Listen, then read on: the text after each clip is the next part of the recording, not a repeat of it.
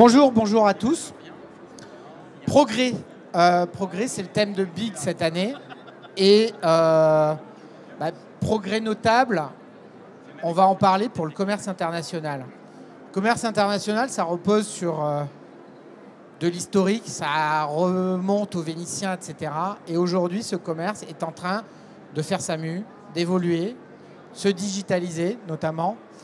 Et pour nous parler de tout ça, j'ai le plaisir d'accueillir Philippe Henry, d'abord, ancien patron du Trade Finance chez HSBC, surtout coprésident de la commission interministérielle relative à la digitalisation du Trade Finance.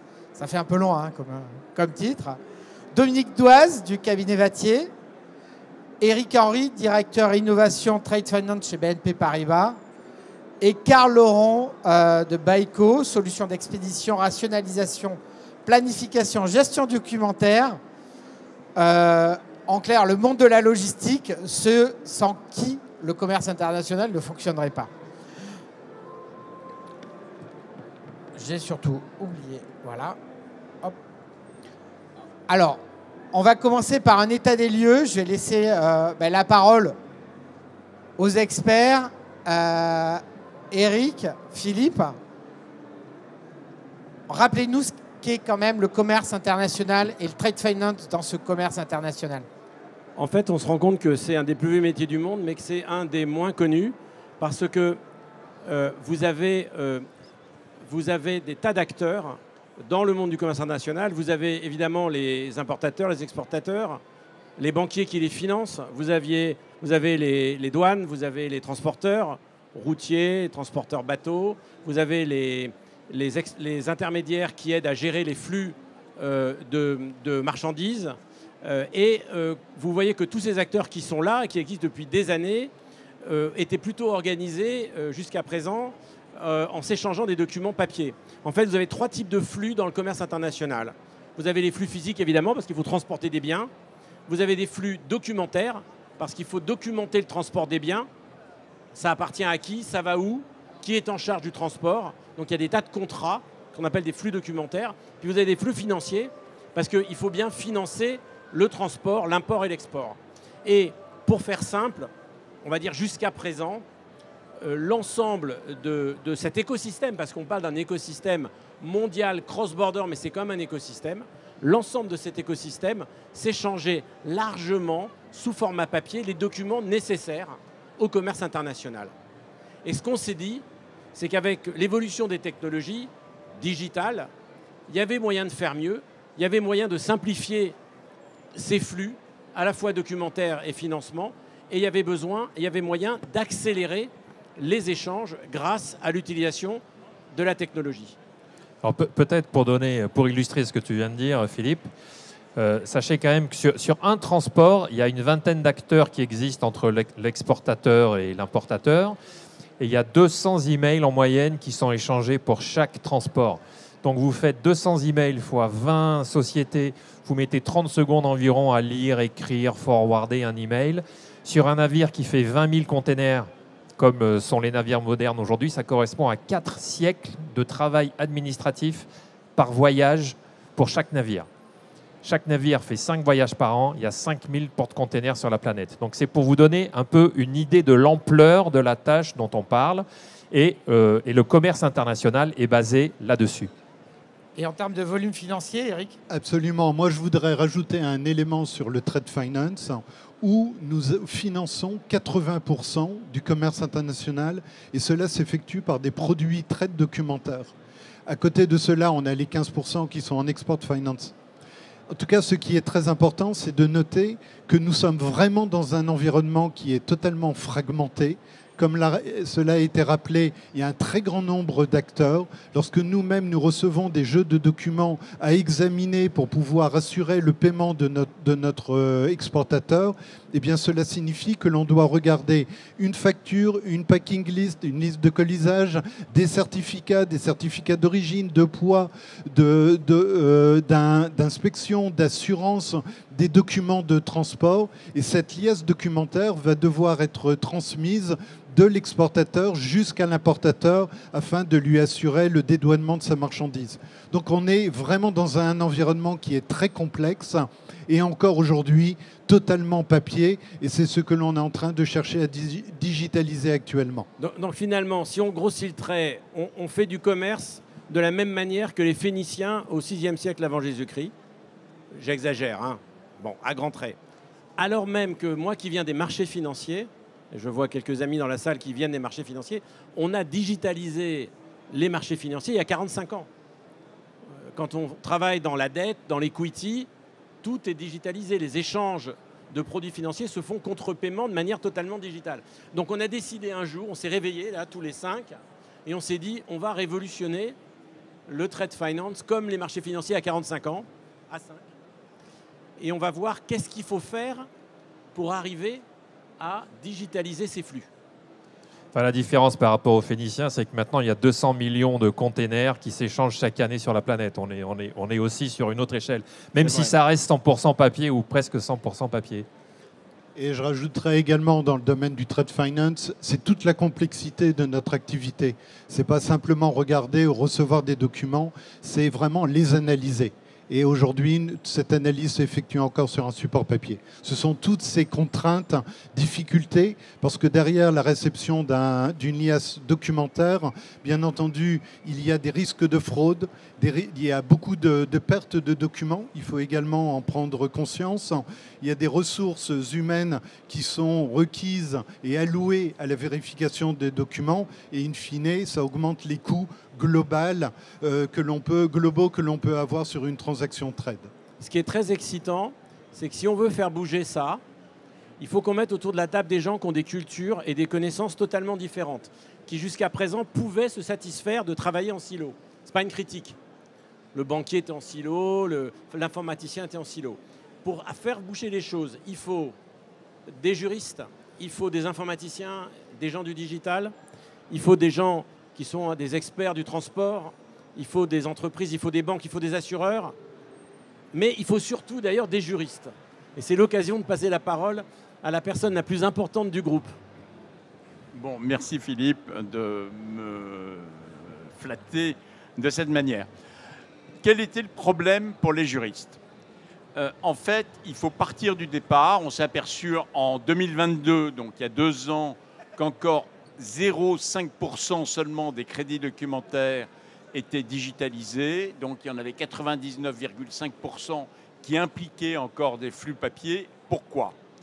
Tout simplement parce que ce type d'instrument de paiement qui permet en fait des financements du commerce international, c'est-à-dire que quand vous accordez un crédit fournisseur à votre acheteur de 2 ou 3 mois, vous ne pouvez le faire que parce que derrière ça, il y a un banquier qui va vous refinancer, qui va vous permettre, si vous êtes un exportateur, d'être payé comptant, tout en permettant à votre importateur de bénéficier d'un crédit de 60 jours ou peu importe. Pourquoi ? Pourquoi avons-nous des documents papier ? Tout simplement parce que dans ces documents papier, on a un connaissement maritime qui est ce que les juristes appellent un titre négociable, c'est-à-dire un bout de papier qui incorpore un droit, de telle sorte que pour exercer le droit, vous faire remettre la marchandise ou le transférer par voie d'endo, eh bien, vous devez disposer de l'original. Alors, pourquoi on n'y arrivait pas en informatique ? On arrive depuis 25 ans à créer des écrits informatiques, et sur ce plan, d'ailleurs, le droit français définit au moins depuis une vingtaine d'années l'écrit comme étant un ensemble de signes intelligibles, quel que soit le support. Donc, pas de problème pour faire un écrit électronique. Pas de problème non plus pour faire une signature électronique. Qu'est-ce qui manquait ? Eh bien, il manquait cette chose indéfinissable, c'est le droit que vous confère la possession d'un bout de papier original. Comment posséder quelque chose qui est dématérialisé ? Alors, il y a une réflexion qui a été faite d'abord au niveau de la Commission nationale, la Commission des Nations Unies pour le droit commercial international, la CNUTSI, et vous avez une réflexion d'experts qui se sont dit qu'est-ce que c'est la possession ?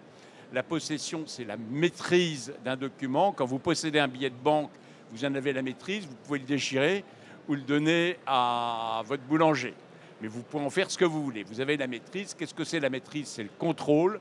Et donc, on a raisonné en équivalent fonctionnel en disant, eh bien, finalement, il faut qu'on puisse avoir le contrôle exclusif, assurer le contrôle exclusif d'un bout de papier.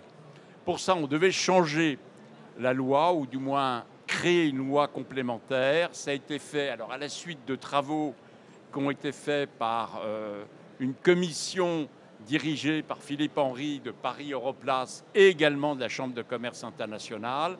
En 6 mois, on a pondu un rapport avec un projet de loi et le gouvernement a promulgué cette loi le 13 juin 2024. Nous en sommes aujourd'hui à faire les décrets parce que ce qui est évident pour un bout de papier, il est un petit peu moins pour l'informatique, mais on va y arriver, on devrait y arriver dans les mois suivants. Ce qui est important, et c'est là où on a une vraie révolution, on va vraiment pouvoir rentrer dans une phase de digitalisation du commerce international.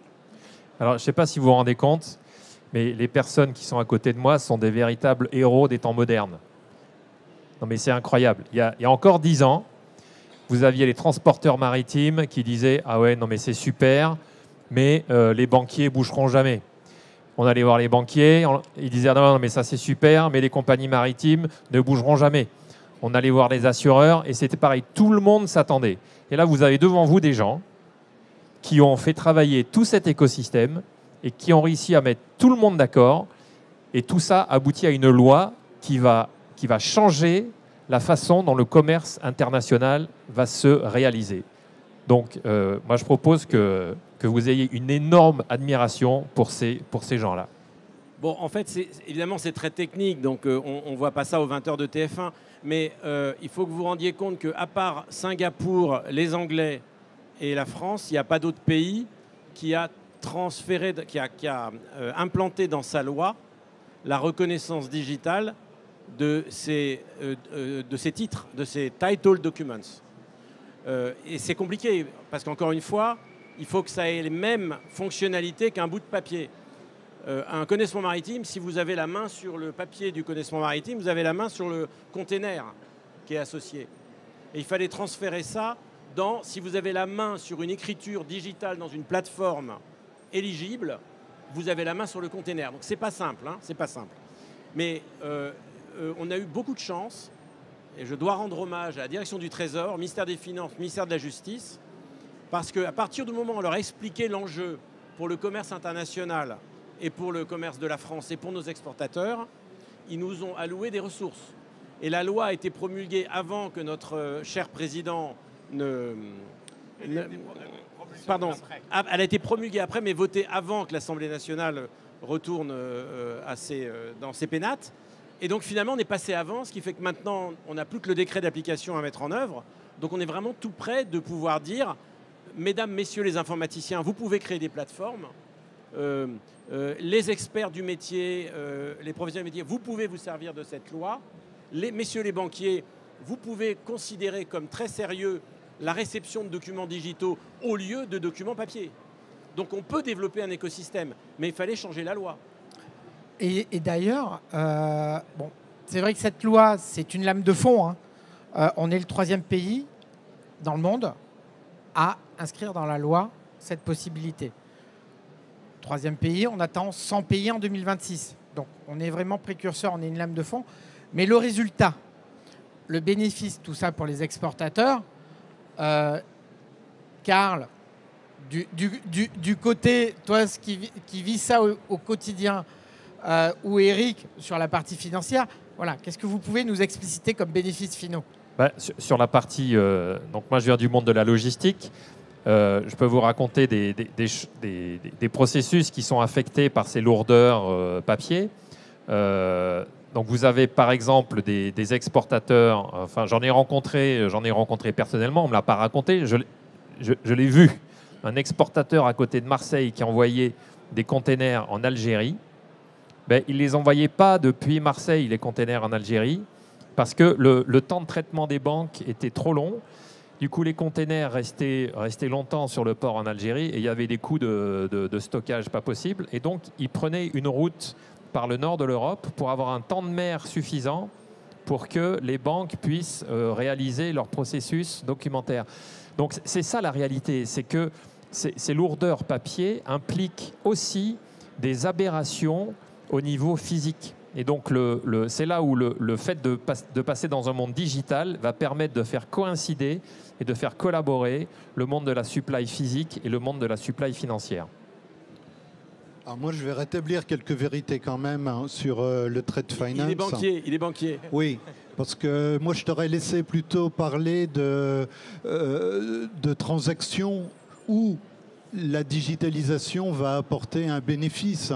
Parce que ce qui est intéressant, c'est que maintenant, ces documents, il y a différents types de transactions, comme vous le savez. Il y a ce que l'on appelle par virement, où là, les banques n'interviennent pas, et les documents peuvent être transmis directement du fournisseur à l'importateur, du fournisseur au client, pour qu'il puisse dédouaner sa marchandise, sans passer par la sécurisation que peut apporter une banque. Du côté bancaire, ce qui est très intéressant à cette digitalisation, c'est que nous allons pouvoir l'appliquer à nos différents produits trade documentaires. Parmi ceux-là, on compte les crédits documentaires et les remises documentaires. Cela signifie qu'un certain nombre de documents doivent être présentés par l'exportateur pour pouvoir confirmer la bonne exécution de ses obligations commerciales et obtenir en contrepartie l'engagement que l'on peut trouver dans le cadre d'une lettre de crédit documentaire, par exemple. Là, ce qui est vraiment très intéressant, c'est que l'on va pouvoir accélérer la transmission des documents entre les différentes parties.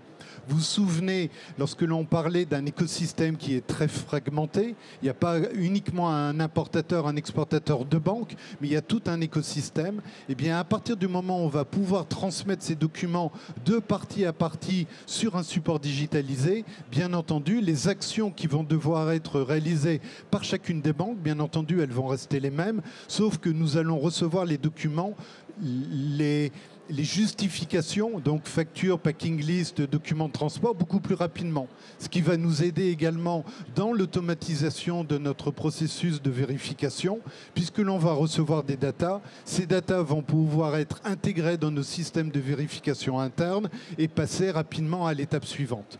Je voudrais prendre 3 use cases très intéressants sur lesquels nous travaillons. Il y a effectivement tous les transit time qui sont très courts. On a de nombreux cas où la marchandise peut arriver avant les documents. En appliquant de la digitalisation, et c'est l'exercice que l'on est en train de mener, on veut vérifier que les documents pourront arriver, bien entendu, avant la marchandise.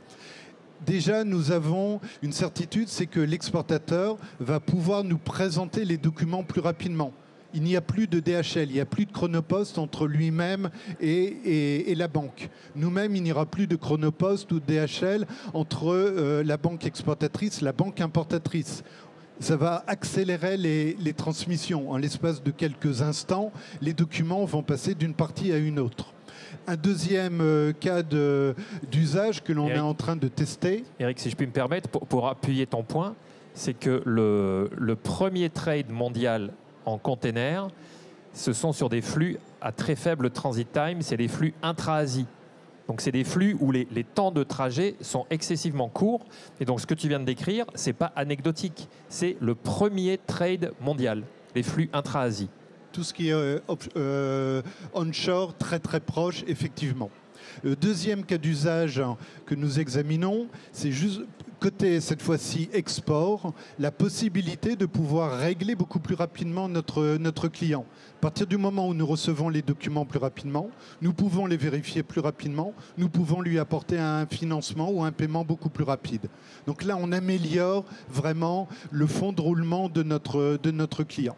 Et le troisième est beaucoup plus général, où on cherche à digitaliser le flux documentaire.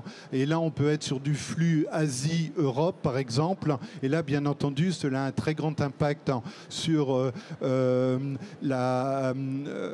tout le côté sustainable, réduire l'impact carbone que peuvent avoir les avions dans la transmission des documents. En utilisant de la digitalisation, on espère réduire cet impact carbone. Et dernier élément, qui est peut-être le principal, c'est d'apporter un meilleur service à notre clientèle et de lui apporter plus de financement associé, adossé à ces documents digitaux.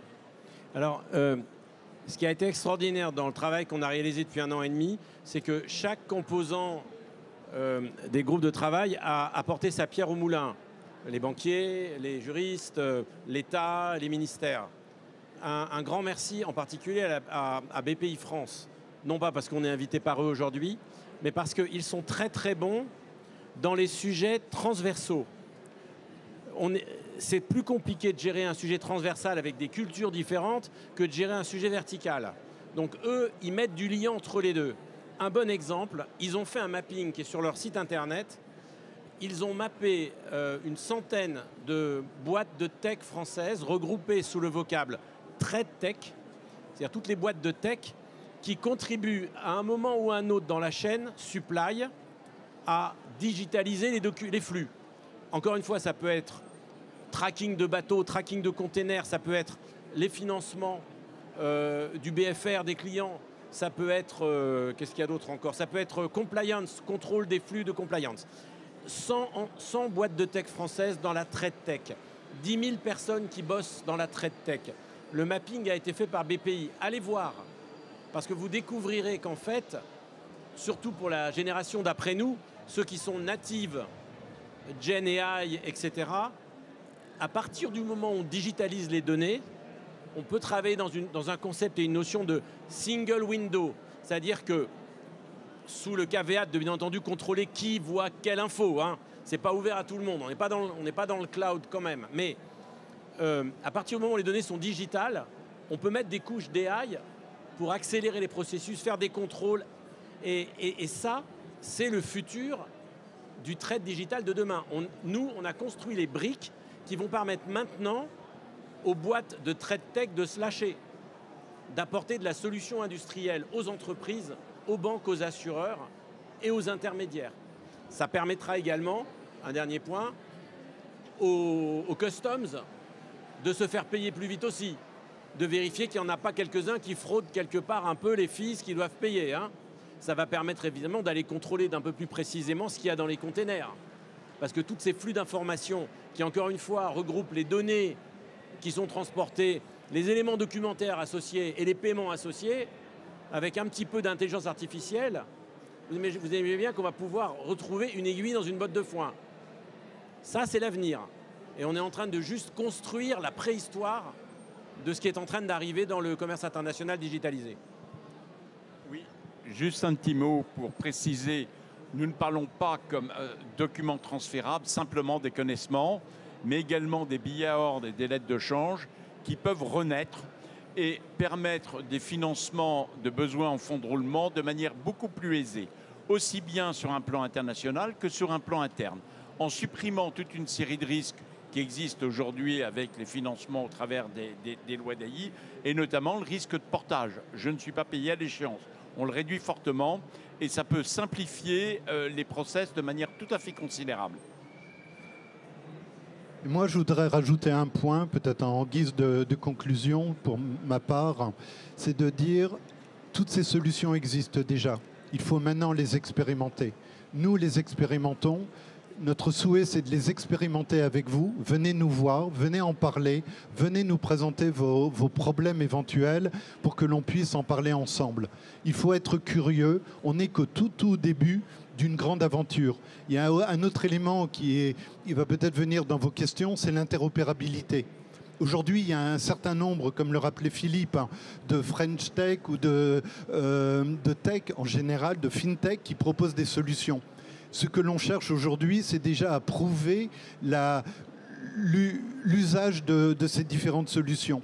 Et demain, on va les utiliser de façon interopérable. Et toutes ces différentes sociétés forment en réalité un très grand puzzle que l'on est en train de constituer brique par brique.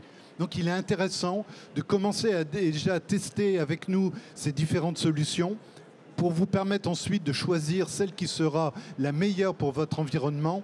Et une fois de plus, soyez curieux, venez vite sur la digitalisation. Pour ma part, je travaillais sur le sujet depuis peut-être 10 ou 15 ans. les choses ont beaucoup évolué. Aujourd'hui, on est beaucoup plus ouvert et il y a beaucoup plus de facilité à répondre à vos besoins. N'hésitez pas à venir chez nous. Vas-y, Caro. Ouais, alors, si je peux témoigner de ce que ça peut impliquer pour une start-up qui travaille dans ce monde-là, c'est que le fait de passer du papier au digital, ça fait que l'ensemble des acteurs peuvent travailler sur les mêmes données de base. Et donc ces mêmes données de base peuvent partir dans le circuit bancaire via des canaux qui sont spécifiques à la banque, mais peuvent également partir, les mêmes données, peuvent du coup partir exactement dans le même circuit logistique. Et donc à la fin, vous avez des lettres de crédit d'un côté, vous avez des contrats maritimes de l'autre. Et un des travaux des banquiers qui sont dans le trade finance, c'est de vérifier que les contrats correspondent bien aux lettres de crédit. Et donc, forcément, si on digitalise l'ensemble de ces processus, les mêmes données vont être cohérentes dans l'ensemble des circuits. Et c'est cette fluidité qui va aussi amener une simplification, mais absolument dingue. Et donc, je ne sais pas si on se rend compte encore de ce que ça veut dire, mais c'est que l'ensemble du trade mondial va pouvoir être simplifié, optimisé de manière, enfin pas absolue, mais en tout cas de manière infinie par rapport à ce que c'est aujourd'hui. Alors je vous dirais un dernier point anecdotique peut-être, c'est qu'on a fait ça aussi pour une raison probablement sociale et générationnelle. Je ne sais pas si certains d'entre vous sont de la Gen Z ou s'il y en a dont des Gen Z à la maison. Moi, j'en ai 4. Les Gen Z, ils n'ont pas le temps de s'emmerder avec des vieux tableurs pourris et avec de la doc papier. Donc, dans ces métiers-là, on ne va pas pouvoir les embaucher parce que s'ils viennent, au bout d'un mois, ils vont nous dire « Non mais attendez, c'est boring comme job. Moi, je ne veux pas ça. Moi, je veux des trucs à valeur ajoutée. » Et ils savent se faire aider de la machine. Donc, si on ne met pas en œuvre des cockpits et des ways of working, comme on dit en anglais, adaptés aux Gen Z, ils viendront juste pas. Et c'est vraiment dommage, parce que c'est un monde génial, qui est en prise avec la réalité de tous les jours. Alors, j'avais une petite question, quand même, pour Dominique. C'est vrai qu'on a parlé de la loi, on a parlé de la Gen Z, on a parlé de la possible faillite de DHL ou de Chronopost, parce qu'il n'y aura plus de papier. Pas encore. Non, ça, je plaisante. Empreinte carbone, mais tout ça, on a la loi. Sans le décret, la loi n'est rien. Dominique, quelles sont les perspectives pour avoir un décret et mettre la Gen Z, mettre nos tableurs Excel de côté? Quel est le défi? En fait, que nous dit la loi? La loi nous dit qu'un document informatique doit contenir les mêmes informations que le document équivalent papier. Ça, c'est très simple.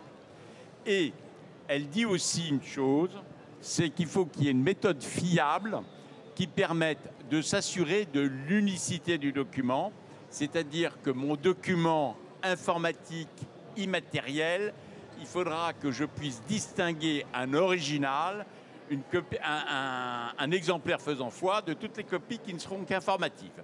Ce n'est pas du tout impossible sur le plan informatique, mais il faut l'organiser.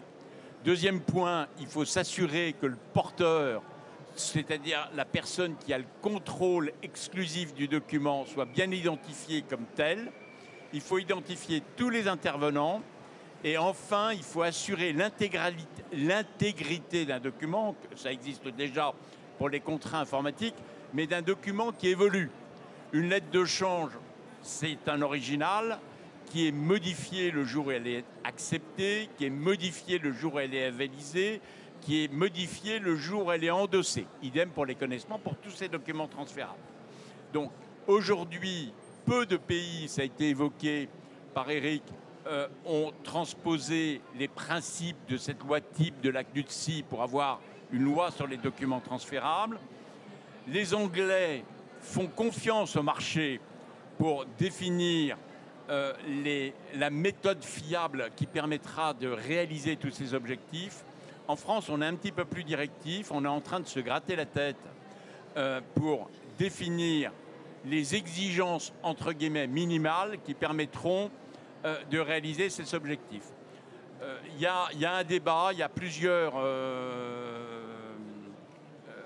tendances qui peuvent exister à cet égard. Faire confiance au marché, les Anglais l'ont fait, c'est pour l'instant un échec. on essaye d'être un petit peu plus directif tout en conservant un instrument qui pourra marcher sur un plan international, c'est-à-dire en Europe, mais également en Amérique latine, également en Afrique, également en Asie. Voilà, c'est un challenge. Merci à tous les quatre. 9 secondes, 8 secondes. Pour résumer, donc ce progrès pour le commerce international va permettre de lever l'une des peurs des exportateurs, qui est le risque de ne pas se faire payer, le risque lié à la transaction, voilà, qui représente aujourd'hui 26% des craintes quand une entreprise va à l'international. Donc si on simplifie tout ça, on ira plus facilement à l'export. Merci à tous. On n'a pas le temps pour les questions. Merci encore à nos intervenants.